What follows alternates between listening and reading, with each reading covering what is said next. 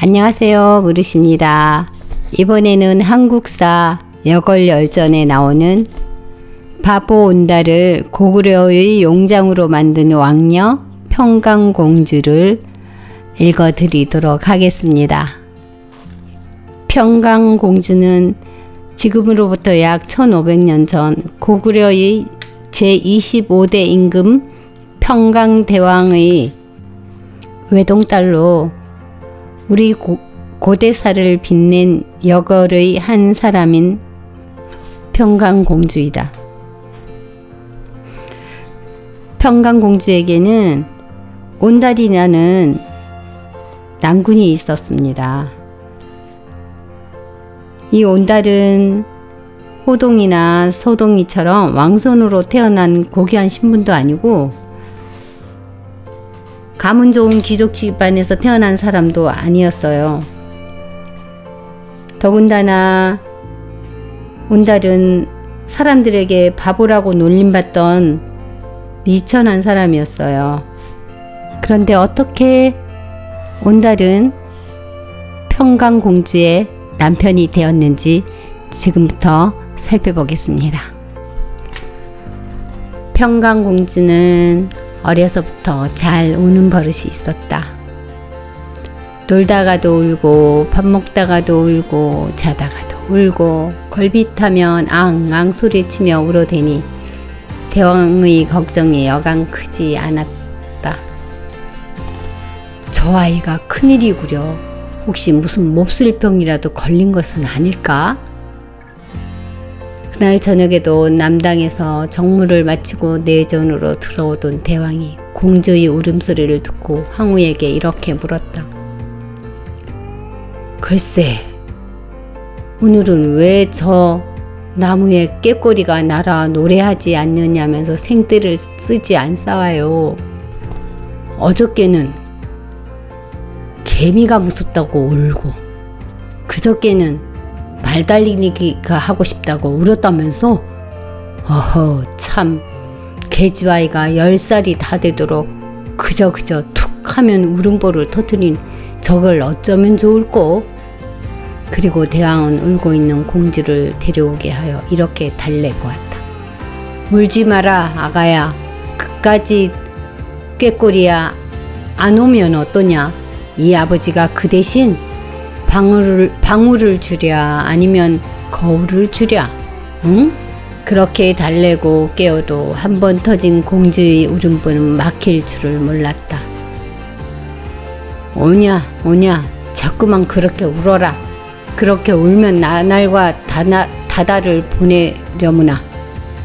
널 어떤 사내가 아내로 데려갈까 보냐. 그렇게 자꾸만 울기만 한다면 이 다음에 커서 좋은 신랑에게 시집가기는 다 틀린 줄 알아라. 자꾸 그렇게 울기만 한다면 저기 저자를 헤매고 다니며 비럭질하는 바보 온달이란 녀석에게 시집 보내고 말터이니라. 아이고, 우리 공주 바보 온달이를 사이 삼으면 참도 좋겠구나. 하하. 그러자 이상한 일이 벌어졌다. 공주가 갑자기 울음을 뚝 그치더니 새까만 두 눈을 동그랗게 뜨고 부왕을 쳐다보며 이렇게 물어보는 것이었다. 아바지, 바보 온달이가 누구야요? 아마도 온달이란 이름을 처음 듣기에 신기해서 그랬는지는 모르겠으나 온달의 이름을 듣자마자 신통하게도 공주의 울음이 뚝 그쳤던 것이다. 오, 우리 공주가 울음을 그치는 것을 보니까 정말로 바보 온달에게 어리고 싶은 모양이구나. 응? 그때 고구려의 도성 평양성 하부에는 출신 성분을 알 수 없는 매우 가난한 모자가 살고 있었으니 늙고 눈먼 홀로미는 어머니는 성도 이름도 없었고 울퉁불퉁 아무렇게나 생긴 그의 아들은 몸집이 어마어마하게 크다고 해서 사람들이 인단히 뿌리박아 자리 잡기에 이르렀다. 세월이 흘러 어느덧 공주의 나이 꽃다운 16살이 되었다. 공주가 어여쁜 처녀로 자라서 시집갈 나이가 되자 대왕은 공주의 혼처를 물색했다. 부왕이 자신을 다른 사람에게 출가시키려 하자 공주가 울며 불며 이렇게 따지고 들었기 때문이다. 아버지, 소녀를 다른 곳으로 어리시겠다니 그것이 무슨 말씀이사와요? 소녀는 골백번 고쳐주고도 다른 데로 시집가지 않겠사와요. 난데없는 공주의 생때에 대왕은 펄쩍 뛸 듯이 놀랄 수밖에 없었다. 아니 공주야, 너는 지금 무슨 뚱딴지 같은 소리를 하고 있는 기야? 다른 곳으로 시집가지 않겠다니? 그렇다면 내가 이미 점 찍어둔 남진이라도 있다는 말이야 뭐야? 아버지께서 소녀가 아주 어렸을 적부터 이리지 아니셨사와요. 내가 자꾸 울기를 좋아하니 그 다음에 그거들랑 바보 온달의 가시로 줌하고 아니하셨사와요. 그리하시고도 이제 와서 다른 사람에게 어리시겠다면 그 말씀이 거짓말씀이 아니고 무엇이와요. 소녀는 죽어도 온달을 사홍으로 섬기고자 하나이다. 그제야 평강대왕은 공주의 말이 실없는 농담도 아니고 단순한 생떼도 아닌 라는 것을 깨닫고 불같이 노해 대궐이 떠나가도록 고래고래 소리를 쳤다. 예끼 이 천하에 고약하고 발칙하고 무엄한 갓난이 같으니라고 내 어찌 그토록 방자하게 주둥이를 나불거린단 말인고. 너는 대고구려국의 왕녀가 아니냐. 그럼에도 어찌하여 미천한 거렁뱅이의 가시가 되겠단 말이냐. 대고구려 대왕이신 아버지께 없어 하신 말씀이 오니 더욱 중하지 않사와요. 저자의 이름 없는 필부도 한 입으로 두 말은 하지 않는 법이온데 할물며 대왕께 없어 어찌 거짓말씀을 하시오리까. 소녀는 대왕이신 아버지의 딸인 까닭에 대왕의 말씀에는 거시지 없음을 만천하에 널리하고자 더더욱 온달에게 시집하고자 하나이다. 말꼬리가 잡힌 데다가 말문까지 막혀버린 평강대왕이 온몸을 부들부들 떨다가 분노에 못 이겨 냅다 거함을 질렀다. 고이한 년, 넌 이제부터 내 딸이 아니다. 너 같은 갓난이는 애시당초 낳지도 않은 곳으로 칠터이니 썩 물러가 다시는 내 눈앞에 나타나지도 말라우야. 아이고야, 아이고 옳지야. 아, 날에 나가지 못할까? 그렇게 하여 공주는 궁궐에서 쫓겨나게 하였다. 그때 공주는 급할지 수십 개를 지니고 대궐을 나왔다. 공주가 대궐에서 쫓겨난 까닭은 부왕이 정해주는 신랑감을 마다하고 바보 온달에게 시집가겠다고 하여 노염을 샀기 때문이다. 공주는 어린 시절부터 귀에 못이 박히도록 그 이름을 들어오던 온달을 만나고 싶어 홀로 궁에서 나와 길에서 만난 사람에게 길을 물어 온달의 집을 찾아갔다고 했다. 온달의 집으로 찾아갔더니 노모만이 집을 지키고 있었다. 공주는 장차 시어머니로 모실 터이라 온달의 노모가 눈이 멀어 앞을 보지 못해도 사뿐히 절을 올리고 이렇게 물었다. 오마님, 오마님, 온달님은 어디 계셔요? 거기 니시오. 내 아들놈은 가난하고 못생겼기에 귀인이 가까이 할 사람이 못 된다오. 지금 댁의 몸냄새를 맡아보니 향기가 이상하고 손을 만져보니 부드럽기가 마치 솜과 같구려. 틀림없이 귀한 분 같은데 누구에게 속았기에 여기까지 찾아온 거유? 내 아들놈은 굶주림을 면하려고 느릅나무 껍질이라도 벗겨오겠다며 산에 가서 아직 돌아오지 않았다오. 공주가 기다리기 무료하여 집 뒤로 난 길을 따라 산 밑으로 갔더니 마침 온달이 느릅나무 껍질을 한 짐 짊어지고 내려오고 있었다. 공주가 온달님이 아니시냐고 묻자 온달이 걸음을 멈추고 내가 바로 온달이라고 했다. 공주가 찾아온 사연을 자초지종 이루고 나서 그대의 아내가 되고자 한다고 말했다. 온달이 듣고 얼핏 생각하기에 이것은 영랑없이 여우가 둔갑하여 홀리든지 아니면 도깨비가 놀려먹는 짓이 분명했다. 그래서 공주를 향해 왕방울 같은 두 눈을 부라리고 쇠북이 찢어지듯 커다란 목소리로 골짜기가 울리도록 소리를 쳤다. 내가 과연 사람이냐 귀신이냐. 이제 해가 지니 내게 덤비는 것을 보니 너는 사람이 아니라 여우나 도깨비가 분명하구나. 물러가지 않으면 담매에 때려 죽이고 말기. 저리 가. 가까이 오지 말라우야. 그리고 뒤도 돌아보지 않고 잽싸게 산길을 타고 내려갔다. 공주가 울면서 쫓아갔지만 집 안으로 들어간 다음에는 내다보지도 않았다. 공주는 온달래 집 살인문 밖에서 쪼그려 앉은 채 그 밤을 셀 수밖에 없었다. 이튿날 아침 공주가 또다시 온달 모자에게 애원과 하소연을 되풀이하며 함께 살기를 청했다. 그러자 온달이 노무가 입을 열었다. 공주님이 말씀이 진정인 줄 알겠사오나 보시다시피 내 아들이 천하고 못생겼으니 어찌 금지옥역 같은 공주님이 배필이 되겠나이까. 또한 이처럼 집안이 누추하고 가난하니 공주님께서는 함께 사실 수가 없을 것이외다. 어머님께서는 너무 걱정 마시라요. 온달님이 몸 튼튼하고 마음 착하니 무엇을 더 바라겠시오. 가난쯤이야 어찌 이겨내지 못하가시오. 우리 세 식구가 몸과 마음을 합쳐 즐겁게 살면 그뿐. 그저 이 한 몸 받아주시고 한평생 버리지만 말아주시라요.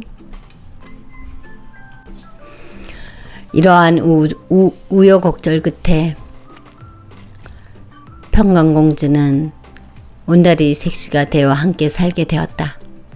바보 온달이 하루아침에 팔자를 고쳐 비록 몰래 한 결혼이지만 고구려의 부마 곧 대왕의 사위가 된 셈이었다.